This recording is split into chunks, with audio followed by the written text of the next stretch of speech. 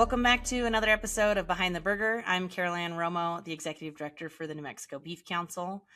Joining me is Dr. AJ Tarpoff, and I didn't even ask you how to say your last name, so I might have totally butchered that. My apologies. But AJ, thank you so much for joining the podcast. Will you introduce yourself and talk about your background, and then I guess first tell me how to say your last name. Sorry. So yes, AJ Tarpoff. I know it looks a little different, but it is easy to pronounce. But Perfect. I'm the beef extension veterinarian at Kansas State University, and a professor in the animal science department. I guess I recently got promoted, but I guess I can say that now. Congrats.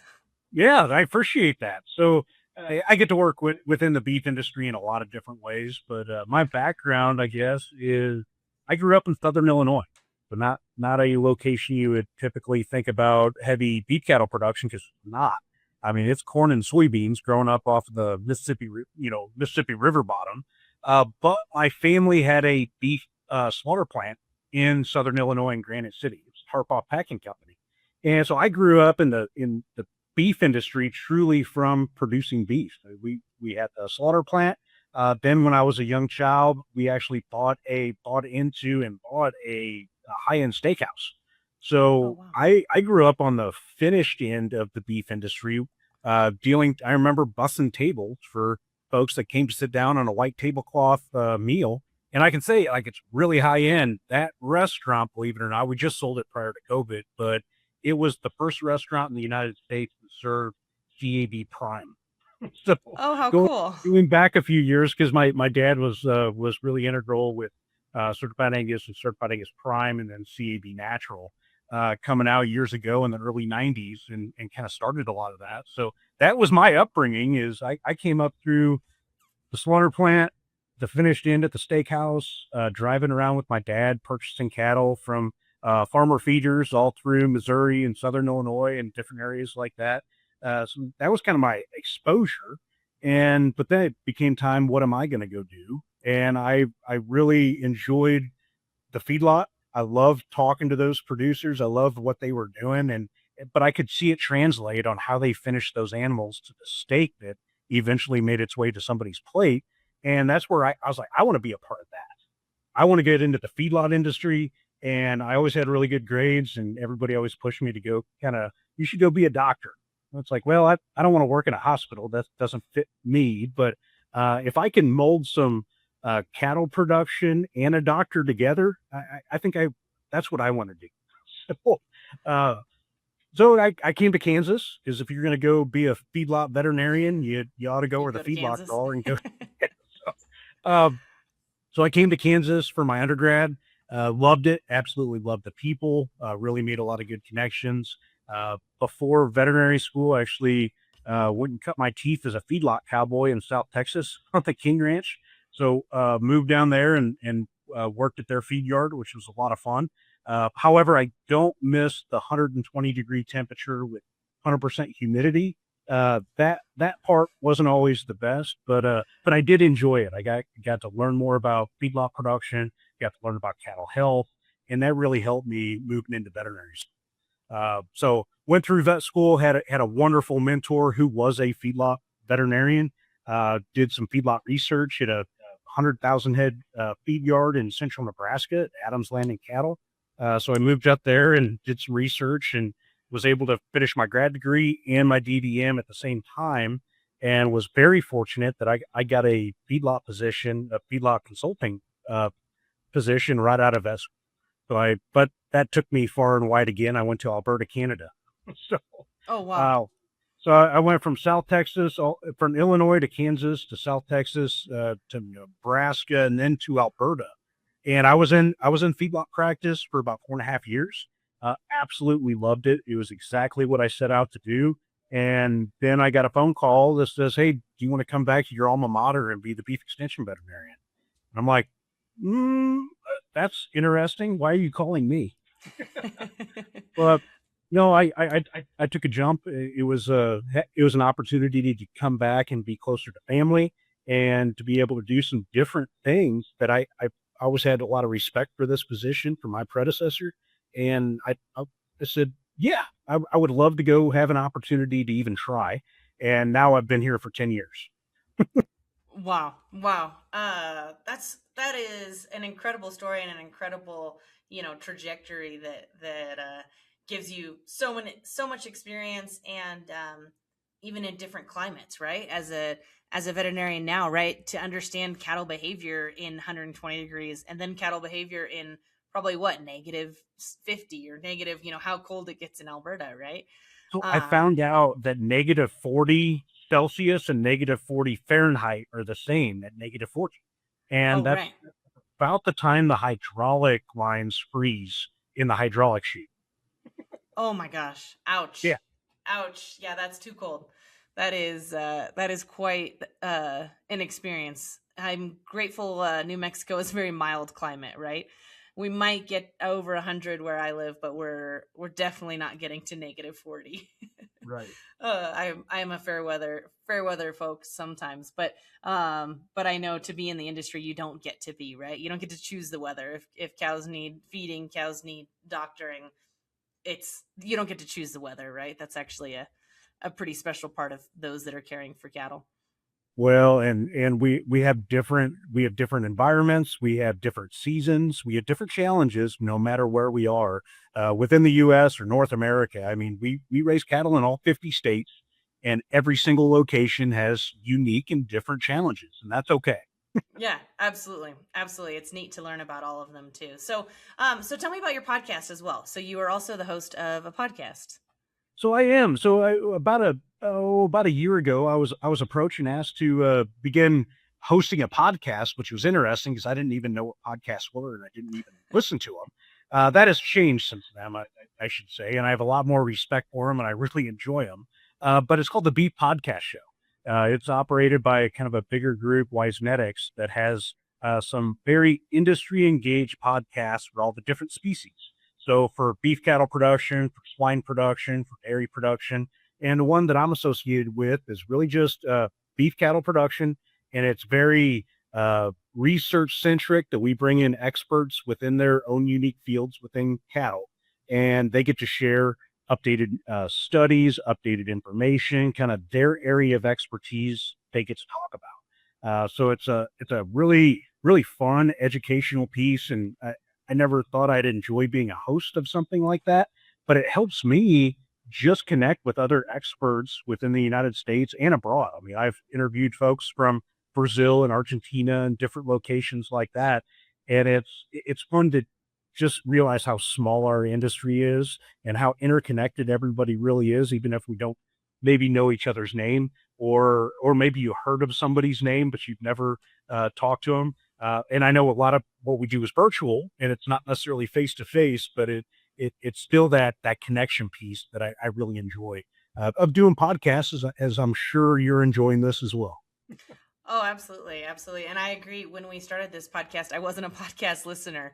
I just knew so many people were, right? And that was where kind of the world was going and people are consuming this long form media. And so we started it and then I realized, oh, this is kind of cool. And now I follow other podcasts, found your podcast.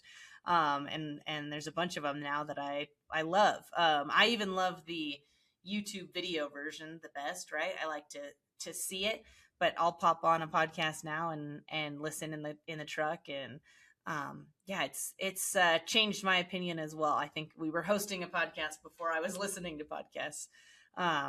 But it's a neat form of media and an inexpensive form of media for us as a beef council. So that's kind of my favorite extra plug.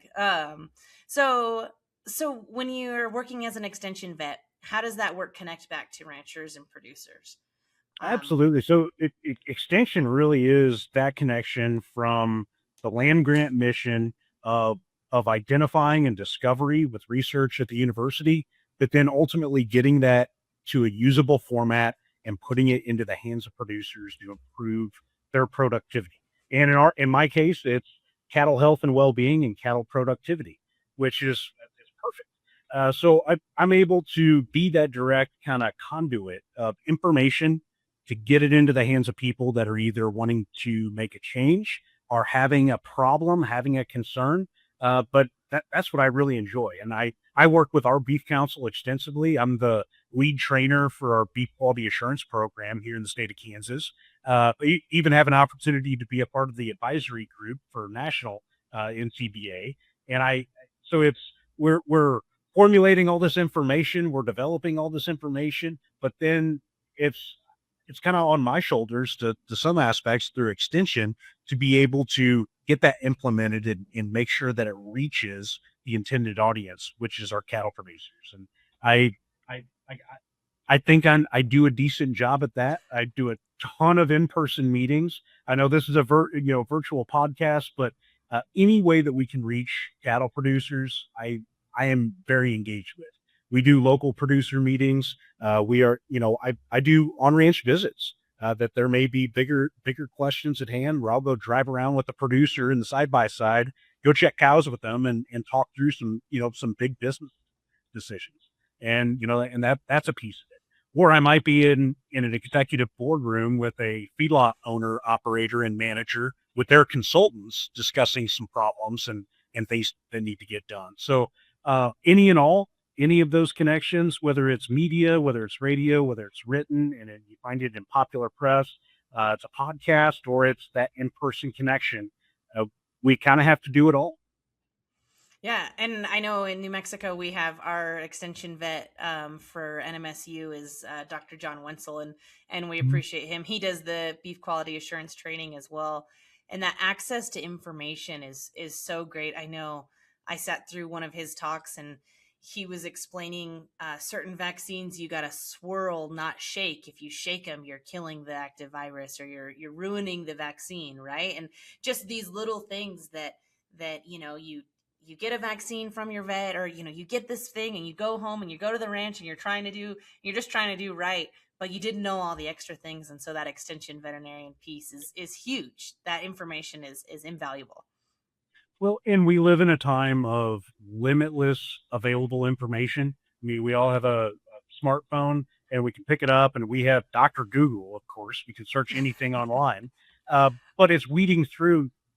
Everybody has to, they may not know what to ask or what to search for, or, we don't know what we don't know. And how are we supposed to learn about something if we don't know if it's a problem or if it's a need? And I think that's where the new age of extension is helping weed through the limitless amount of information and getting it down to something that everybody can grasp, that they can actually take a bite out of and then implement. So while extension has changed over the decades, as it should, to be able to reach a new audience, I think it's taken another step forward to understand that practical aspect that you can't find on a Google search, right? I mean, Absolutely. whether you shake or you swirl, how to properly mix vaccines. I mean, you could find a video, I'm sure, somewhere on there, but how would you know to search for Right. Right. Absolutely. Absolutely. And I think, even for us as beef councils and trying to work with consumers and inform consumers, there's a recent study we did. I think National Cattlemen's Beef Association did it. Is that who consumers trust with information, and the number one source is ranchers, and the number two source is veterinarians, right, and experts. And so the more we can get information out from an expert is so good. It's good for consumers, right? So that they can go to that fancy steakhouse and enjoy that delicious steak with confidence and with knowledge. So absolutely, I think experts like you and others that have that, the degree, the science, the research, all of that is important for our whole industry. it? But we can't undersell the value of communication. You Oh can have yeah. limitless knowledge and information, but if it can't get communicated in a meaningful way, it's really not useful.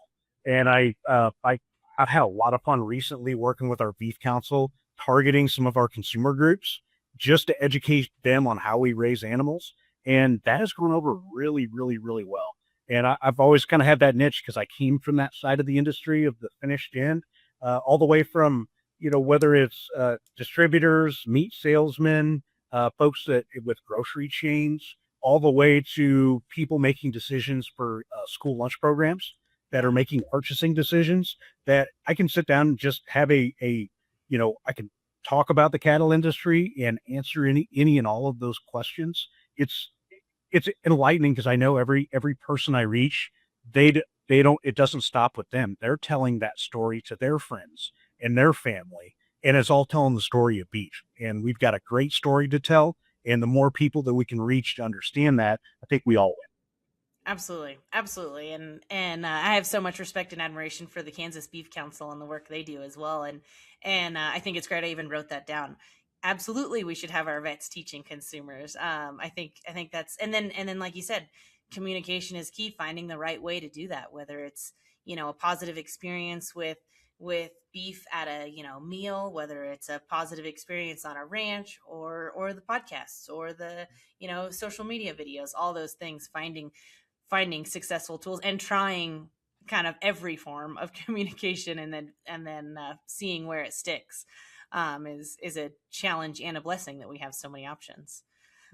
We do have a lot of options today. Absolutely, absolutely, absolutely. And even there's gosh, the Gary V guy on social media that's always inspiring people. He says stuff like this: the time we live in today where you can open your phone and tell people what you want them to know is unlike any other, right? It's an opportunity that should be seized, right? Because you have this, and the TikTok and the short form, all of these things that you have it at your fingertips for free. And so if you want to market something, turn your camera on. And so that's what we try and do with the podcast, right? We turn the camera on and get a little comfortable being uncomfortable. Yeah, that's right. Yeah, yeah. So, well, tell me about your cattle operations that you're involved with, right? You've got a couple. Oh, right. I guess I should start that. My wife and I don't have any cattle at the house right now. Okay, but within our families, it's very integrated with a lot of different uh, aspects of the beef business. My wife's family, they have a purebred operation that they raise purebred bulls of a couple different breeds, as well as a stocker backgrounder operation that operates year round in southeast Kansas. And then the other side, my side of the family, actually operate a nationwide natural beef company. So it's Nyman Ranch, subsidiary of Purdue that my dad and my brothers are all work with, and I have an opportunity to consult with them, which they've taken some added steps, and they've actually purchased into quite a few animals that are scattered all over the U.S. with different producers from Montana to Iowa. It's a lot of fun, but kind of having some oversight and some availability of technical expertise that I get to work with them, whether it's on the bull selection side, whether it's some of the animal health and management of some of those groups. It's a lot of fun to be able to do that, but it's get to implement some of the things that I preach from extension. We get to put into practice and go, oh yeah, hey, that worked great. I'm like, well, it should have. Yeah. Oh, good. We were right. Oh, that's great. No, I think it's really cool to see the different aspects of the industry and how you've got your day job, but you also have your hand in all of these things or these connections with family and all of that truly there's these family operations all across the country that seem complicated and all of these things. Well, it's just families trying to do a good job, trying to raise quality beef, right? Put high quality beef on the table. So I think that's really interesting. So from your perspective, what's the most rewarding part of working in the beef industry? Oh, most rewarding. I have to say the people. I mean, it's the people of the beef cattle industry are the salt of the earth, the most, they're so proud of what they do. And they take so much pride in their work, their operations, their cattle, their families. All of that is intermixed. That I guess the most rewarding piece of being a part of the beef cattle industry is having an opportunity to interact with those individuals. It is so rewarding for me to go travel around the state to be able to interact with folks. I may see them 2 or 3 times a year, but they're great friends that I met 10 years ago at an extension meeting. They call me on the phone all the time. But it's having those relationships with your friends, your neighbors, the people that you interact with, and over time you realize that this is a tiny, very small industry. And I looked it up one time. And you could Google check me or Dr. Google check me on this, Yeah. but there are more people incarcerated in the United States than there are that work in the beef cattle industry. So What? more people That's a good incarcerated than that's a raise our. good stat.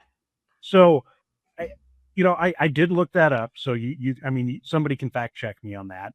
But that was eye opening. We are a very small percentage of our overall population within our state, our country, the world, but we produce a extremely valuable, high protein, high quality, high eating experience product, and we should be proud of that. And our producers, they are proud of that, and I'm proud to be associated with that, to be able to help provide for our consumer base. Oh, absolutely. Yeah, and I don't doubt that your stat is any exaggeration, because I know in New Mexico, I've got a little card right here that our New Mexico cattle growers group made, and it was showing how few it's, 1% of New Mexicans are farmers or ranchers. Well, then there's only 7,395 beef ranches in New Mexico, according to 2022 data. Unfortunately, that number probably hasn't gone up, and so if anything, it's probably gone down. And so, yeah, 7,000 people. We've got 2.1 million people in our state. That's crazy that's how few of people are providing beef, when we know consumer demand. Consumers are eating beef left and right. They're willing to pay extra. They want beef. They want the flavor. They want the experience, the value of a high quality protein, all the things. And there's only a few of us, a few people out there raising cattle and making the sacrifice. But absolutely, they should be proud, and I'm grateful to represent them where they can't be. Right? That's what we say about the Beef Council. We get to be in places that they can't be. They're feeding cattle. They're breaking ice. They might be sitting in a boardroom making decisions, and we're in schools and we're in consumer places in town trying to remind people that beef is a safe, healthy, wholesome option. So, absolutely proud to represent, and proud to be a small part of that industry. Um, what do you think is one of the biggest challenges facing beef producers right now? Oh, the big challenges. I mean, we can't, we have, I guess let's start with the good. We have record prices. Okay. We have record calf prices, especially for our ranchers, right? We have record beef prices. That means we are producing the highest valued product that we ever had. But the unspoken piece that we can't forget about is demand. We are hitting demand on all aspects within our cattle industry. And that starts from the rancher, the feedlot, the operator, all the way through. We have the highest demand with the highest prices. That only happens when we are producing a superior product. And today we are producing a superior product, or else the markets would be upside down and everybody would be losing money. But that's a huge success story that we can't take for granted. So I guess the one challenge is maintaining that demand. If we don't maintain demand for our products, both domestically and overseas, because we do export portions of the product, the carcass in different areas, we need to maintain and grow and develop them, and making sure that we are answering the call of our consumer. I think that is number one. That is the ultimate challenge that all of us should be involved with, is making sure that we're answering that call and maintaining high demand. But more on the practical side for cattle operators, I say cost of production. We've got diesel fuel. I filled up the other day. I mean, it was over $5 for diesel. That's that. Even though we're getting more dollars per se per cap sold, every time that we drive out into our pasture is costing us more whenever we're going to put out mineral. It takes more to be able to produce that same animal than what it did. So cost of production is always a challenge that we have to be able to balance and manage. And we can throw in interest and all of the other stuff that we have to do. And you mentioned, you guys are buying a ranch, full well what, making the interest payment means. So, but we can't ignore that. And I know as cattle operators, we put our head down and we just get to work. But it is a good idea to make sure that we have that operation plan put together, that we understand what the costs are, understand what the expenses are, and then we can maximize our profits to the best of our ability. So cost and overall economics on the farm, I think, are always a challenge. But then just look at what's going on around the U.S. right now. We've got super El Nino starting in the Pacific Ocean. We've got weather variability out, you name it. We've got everything from we've got flooding in different areas of Kansas, and we have severe drought. So we have D4, drought in different areas of Kansas. And I saw the drought map the other day through Colorado and New Mexico. I mean, we're dry or we're swamped, and we have to manage cattle in both scenarios, and sometimes just a couple weeks apart. So I guess the weather variability and managing our animals and some of those stressors, I think, is always a continuous challenge. And I think it means more today than it has in the past because each animal is such a much higher value. That every decision every day really matters to the overall profitability of our operations, and none of us are taking that for granted.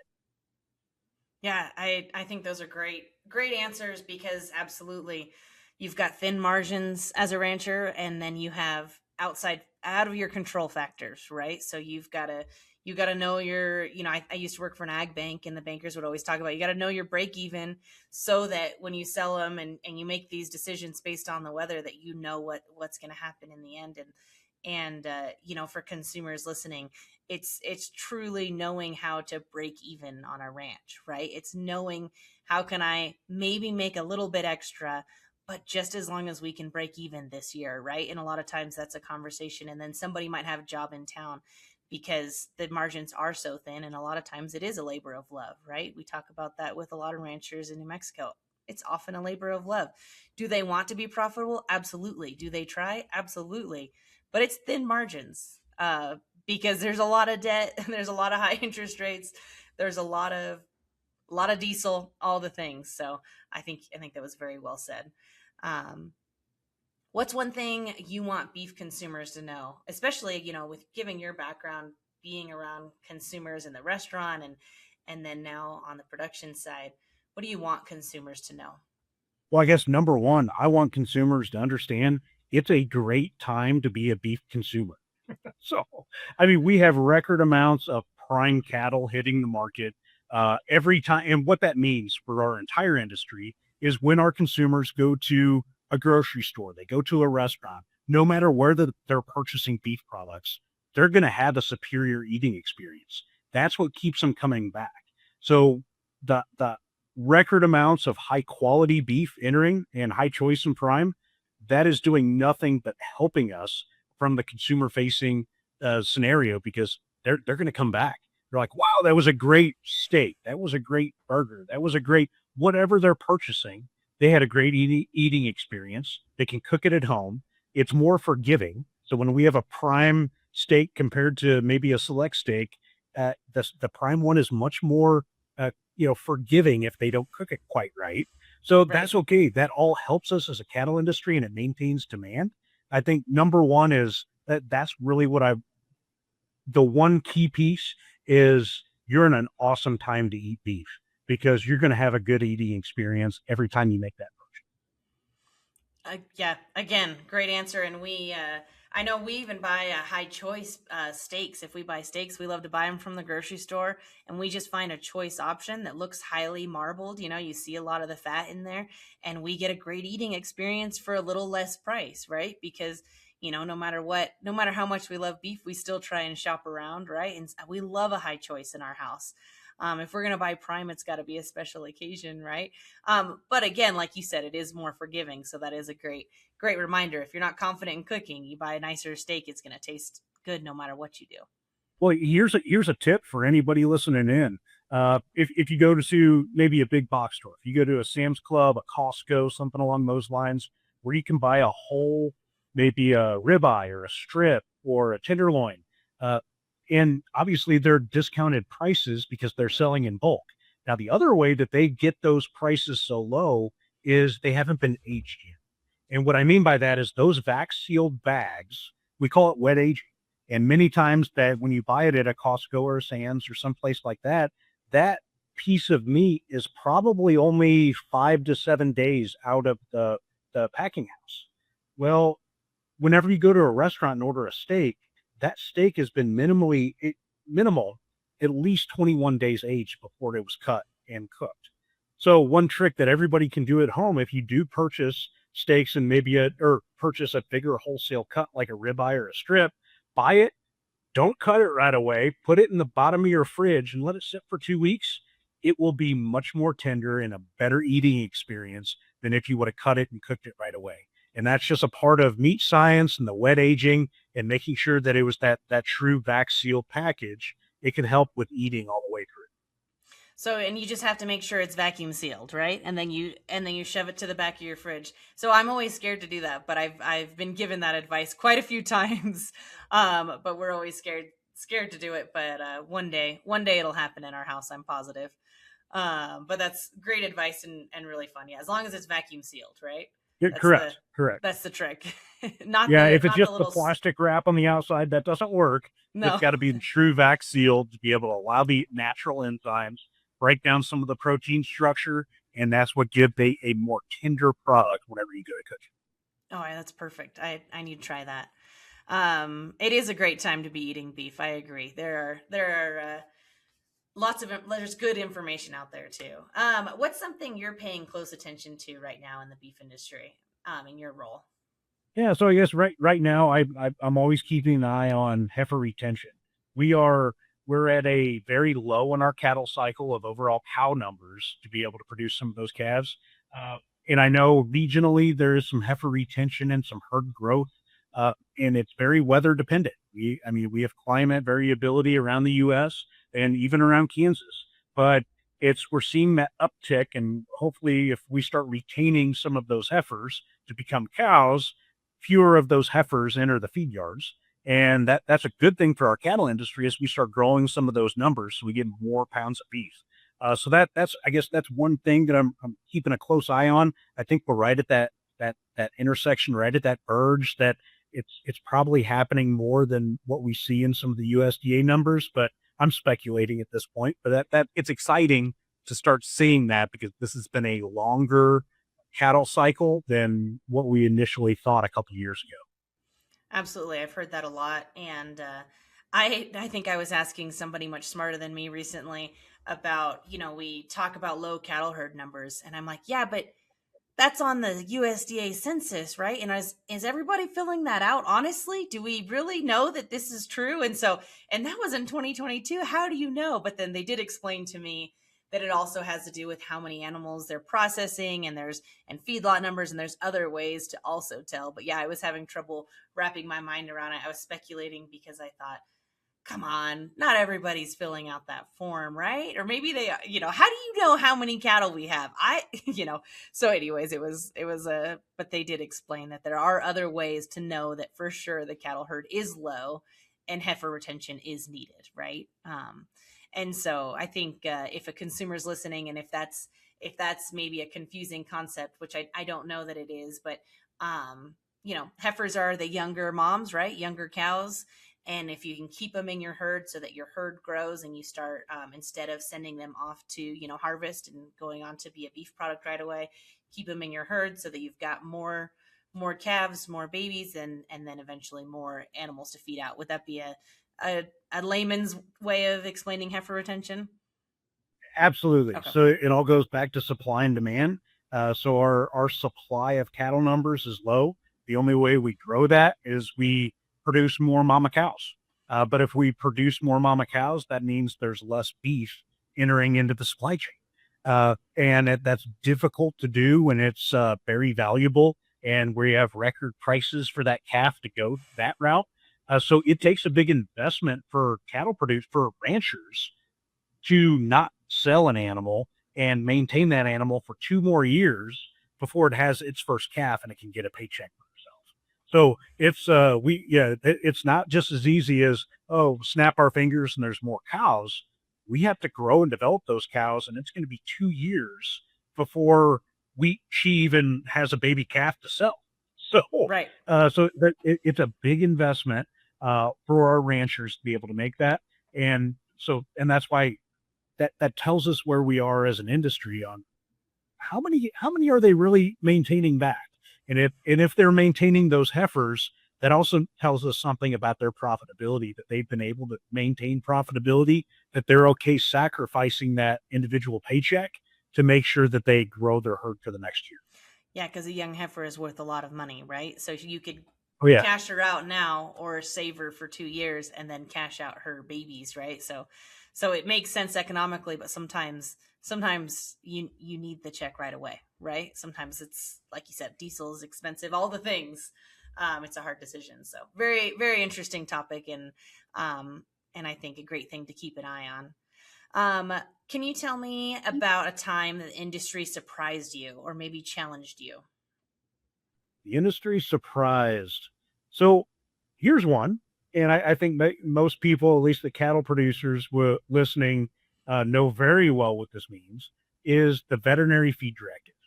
So back in 2016, 2017, there was the FDA, Food and Drug Administration, put some regulation on how we use products that go through the feed. And that was a challenging time for the industry. But I guess what surprised me is, even though just like any government regulation, it's vague and nobody understands what it means. Um, that happened with the VFD. I mean, there was a lot of communication going up through government and everything else. But one thing I'll say is that the beef cattle industry as a whole accepted that challenge, made good decisions, and made it their own. The FDA didn't, I mean, honestly, they probably did not know exactly how this was going to play out. But it's very rare that you hear anybody talking about it, even after just a couple of years. Everybody, it's just back to its regular operations, regular, your day to day, and it's just a part of the daily structure now. To me, that was surprising, and it was also a challenge. But I was also very proud of how our industry stepped up to the plate to, one, reduce the regulatory burden in the future. Two, we answered the call and are carrying out that with the intent that was desired. So that doesn't happen by one individual or one operation.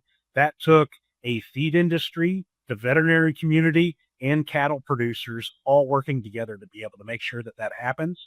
Oh, and guess what? We have veterinarians and nutritionists talking about some of these things to make sure everything is matching for those producers to hand. So it was a great learning opportunity, but it was a growth phase. And ultimately, for our consumers, it just means more veterinary oversight and more prudent use of any type of medication going through the feed.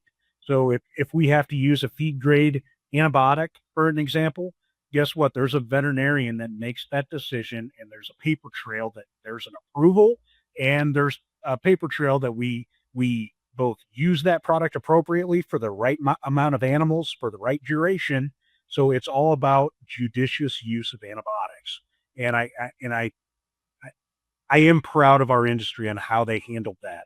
Oh, it was a stressful few years, but we got over that hump, and I am proud of the industry. Oh, and it's more proof too of the amount of care and detail that goes into raising beef, right? All of the things you have to think of, the withdrawal period, right? And animals, if they're on a medication, can't go to harvest until that medication is out of their system to keep the food system safe. And then at the packing plant, it's tested and made sure that there's no medicine in the system, right? So people eating beef can have confidence knowing the attention to detail that happens in the Safe and process. wholesomeness, in that Absolutely.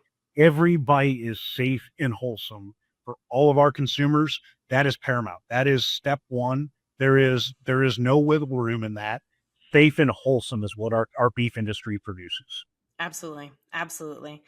What's the best piece of advice you've ever received in your career? Best piece of advice. Um, so here's one. Nobody cares how much you know until they find out how much you care. So what my mentor always used to, Dr. Dan Thompson was my grad, senior professor, and he always told us that is nobody cares how you could know everything in the world. Nobody cares until they find out that you actually care about them. And I think that's always an important piece of understanding and working relationships, whether it was a client when I was in practice, whether it's a producer I'm on the phone with and helping, with an extension concern. It's a student. It doesn't matter who I'm interacting with. They don't care anything about me until they find out I care about them. I'm truly care about their well-being, their animals' well-being, their operations well-being, their productivity. Once they figure that out, then they'll open their ears and listen. So I truly believe that's one of the best pieces of advice, that if I'm not getting through to somebody, I always think back, okay, well, maybe they don't know I'm trying to help them. Maybe I need to reestablish myself and say, that's why I'm here. That's what I'm trying to do, is to help. And then we can make some steps. I think that's a good reminder of how we should be as humans, right? It's the human connection first, and then it's the, educating or the informing or whatever. But first, if we can make those positive connections with people and know that we probably have more in common with each other than we think, then so much more can happen, right? We can even agree to disagree, right? But if we know that we both care, that's excellent advice. So why do you do what you do? What motivates you to keep, studying the industry, to keep representing the industry, and keep caring for cattle in your free time? Yeah. Well, I guess when it's a passion, the beef cattle industry is my passion. And when you're working and you wake up in the morning and the goal is to help and promote the beef cattle industry to the best of your ability, that's pretty open-ended. So, and it also is everything that, my family is very integral with the beef cattle industry. So I guess it's a little bit self-serving, helping the industry because you work within the industry. But that's what keeps me going, is helping those people produce that high quality beef, and being a part of the beef cattle industry from conception all the way to plate. I think that is it's an open-ended piece that the job is never done. And I can do a lot of different things throughout that entire span. But that's what keeps me going, is I love the industry. It's ingrained in my DNA. As long as my family has been in the United States, we've been in the beef business. So it's hard. I can't think of doing anything else. And it's exciting to be able to have that opportunity to represent the industry, but also help the industry in a lot of different ways to be better. It's a path of continuous improvement. And I think that's what we're all after. Yeah, that passion is something that drives a lot of folks, right? And is really important. So we're grateful. I'm always grateful as a beef consumer that folks have the passion to keep doing it, right? Because it takes everyone. And thank goodness people like you and your family are willing to continue and learn and improve their operations and improve their, everything they're doing. It's absolutely important. Is there anything else that you wish consumers better understood about animal health care specifically? I guess one piece, you alluded to this a minute ago, but the regulations that surround that we have to work with. So all animal health products, whether it's a vaccine, whether it's an antibiotic, whether it's something that we use for fly control or internal parasites, all of those animal health products go through stringent testing for safety. Everything that we use in food producing animals has to go through that safety verification. And that's what sets up what we call, meat and milk withdrawal periods. That if we utilize a vaccine, we have to wait a certain amount of days before that animal can enter the human food chain. Whether it's an antibiotic, it gets broken down and excreted out of the body. That takes a certain amount of time. All of that work has gone into those products. Then because a lot of times I hear, oh, well, antibiotics or feed this or this or this. And once I go into kind of the regulations that as cattle operators and veterinarians we work within, that there are some products that are excluded that we just can't use. We don't have access to because it hasn't been proven safe. That we are, I don't want to say we're restricted, but we are restricted. That we have very specified products that we can use for specific purposes, and it's all meant to, one, help the health and well-being of those animals, but two, ensure the safety and wholesomeness of the beef and the products that are coming out of that animal. And I talk with a lot of consumer groups about that, and just understanding, an antibiotic or a growth promoting implant, or what those things are and how they work within the body, what their approval looks like, and really just basic use. That's a disconnect that we have with our consumer, and that's okay. But they need to understand that, we have protocols in place. We have things like the beef quality assurance program that ensures pre-harvest food safety and proper care of those animals throughout its entire life. That producers take time out of their daily lives and get a continuing education every 3 years just to be able to raise food for them. Like, that speaks volumes to our consumers. And I just, for any and all consumer, I think it helps them understanding more of that picture, that a producer isn't just a producer. They go out of their way to continually get better. There are rules and regulations in place that we follow for pre-harvest food safety and how we use any animal health product. And then there's testing and safety that happens throughout the entire chain before it gets to them. That safety and wholesomeness is not something that we just talk about; it's fact. And I think all consumers should understand that to a deeper level, and I think it would help them feel better about every time they purchase beef. I hope so. Absolutely. We talk about it a lot, and sometimes regulations. Everyone knows the word regulation sounds kind of like a burden. It sounds kind of ugh. But if it can give a consumer confidence, that's exactly what it should do, right? Because there's all of these regulations, all these things. We want consumers to be confident in the safety and wholesomeness of the product. So great information, and really appreciate that. What advice would you give someone interested in pursuing a career in the beef industry? For a career in the beef industry, the sky is the limit. My goodness, is we already mentioned about how small our industry is, but there are so many job opportunities and areas that are growing in our industry that it may not be.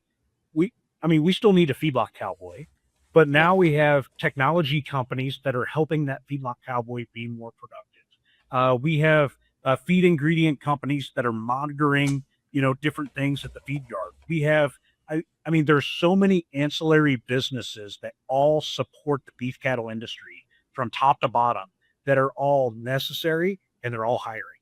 So, and what's cool about the cattle industry is you don't have to come from a specific background to be really successful.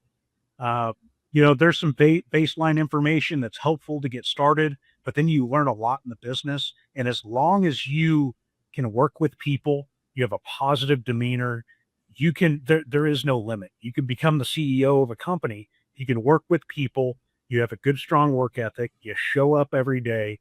That if somebody wants to go work in the cattle industry, it's not just breaking a square bale and putting it out for 4 cows. It could be, or you could be working for a technology company that is directly impacting the cattle industry, or it could be a piece of technology that's on a feed truck that makes the feed truck more efficient, and it saves burning diesel fuel. So there's so many growth areas within the cattle industry that I would recommend anybody and everybody, if you have an interest in the care and well-being of animals and want to support the beef cattle industry, there's a place for you. So I guess we should never undersell that. That I understand that breaking water tanks and -40 isn't for everybody, but there are other things within the cattle industry that I think there is a place for a lot of different folks, and that's where, within K-State we have a lot of undergraduate students that may or may not have strong livestock experience coming into to get their bachelor degree, but we expose them to a lot of different people within the beef cattle and the dairy industries to make sure they understand the opportunities, whether it's banking and loaning, right? How many bankers out there have a direct line to agriculture and understand a cattle operation? That can be a huge benefit to help both ways, help the bank and help the cattle operations, having somebody have that knowledge. So everything from lending to insurance to actual operations, there's opportunity, and don't downsell it because it's a part of ag. Ag is a huge and growing operation nationwide that it's something people should look into. I would absolutely echo that, that there's opportunities for everyone. And yeah, if you have interest and you have that passion or even just a curiosity about where your food comes from, there's a place for you, and the career opportunities are endless. And don't be afraid to try something that maybe you had no idea you'd be interested in. Your career path doesn't have to be straight lines, right? It can zigzag around. I took a detour at a restaurant. I took a, detour over here, over there. And it's a great industry. And like you said in the beginning too, the people are very rewarding and welcoming it for the most part. Right. So we hope more people join, because we need more people to join. And it takes all kinds. And the more you get into the cattle industry, you realize there's all types of backgrounds. I mean, nobody looks the same. Nobody even speaks the same language. But as long as everybody speaks cow, it works pretty well. And it's that's what's fun working in the cattle industries. You never know who you're going to interact with, but everybody has the same goal. And it's to take care of the animal, produce a high quality product. And that crosses language barriers. It crosses cultural backgrounds when everybody has that unique goal. Absolutely. Okay, so my last question, sometimes my favorite question to close. What's your favorite way to eat beef? And it can be, your current favorite. It could be often. The forever favorite. But so what's often. That? Often. That's my favorite answer. No, to be honest, if I had to pick one single cuts, or I guess one single piece of meat, I could eat a ribeye every day. I truly, the spinalis, the cap muscle off of the ribeye, is, my opinion, the best tasting cut on the entire beef animal. But I know I probably can't eat a ribeye every single day. And right now my freezer is out of ribeyes. But one thing I do have that I've really been enjoying is some short ribs. So I've kind of perfected a way to be able to smoke and cook some short ribs. I cook them very similar to a brisket, and they are fantastic. So I'm a big fan of the chuck short ribs right now. But I can never overlook the value of a ribeye. Absolutely. Yep. Great answers. Often ribeye, short ribs. Love it. All of them. Well, very cool. Well, I so appreciate your time, your knowledge, and your willingness to be on our podcast. And thank you for what you do for the beef industry in so many ways, whether it's, advocacy with your podcast and your outreach, what you do with the Kansas Beef Council, and as a veterinarian and a cattle operator. So thank you again, and I really appreciate you being on the podcast. Well, thank you, and my hat's off to you and the New Mexico Beef Council. The Beef Council, it's a checkoff, funds a lot of different things, and a lot of it happens behind the scene of what cattle producers may or may not see. But this is something that crosses that boundary. I think whether a producer is listening in, they know what's happening with the checkoff. They're able to put a face to the checkoff with you, but also to our consumer. Our checkoff is meant to maintain beef demand. And I really do what you guys are doing with the podcast and the outreach that you're doing in New Mexico. And I know we do a lot of it in Kansas, but every state's in it together, all making sure that those dollars get the maximum amount of exposure and marketing to the beef cattle industry to make sure we're keeping up on demand. So thank you as well. And I appreciate the opportunity of being on. And now I know another podcast I need to keep an eye on. Well, there you go. Well, thanks. Yeah, we hope you add us to your queue. And thank you again. And absolutely shout out to the Kansas Beef Council. They're a great partner and a great collaborator with us as well in all the other states. So, well, thank you again. And that's it for another episode of Behind the Burger. Behind the Burger is produced by the New Mexico Beef Council to celebrate the people and stories behind New Mexico beef. Thanks for listening. Follow the show so you never miss an episode, and connect with us on social media for more behind-the-scenes stories and updates. You can find us on Instagram, TikTok, and YouTube at NM Beef, and on Facebook at NM Beef Council. We'll see you next time, and until then, beef, it's what's for dinner.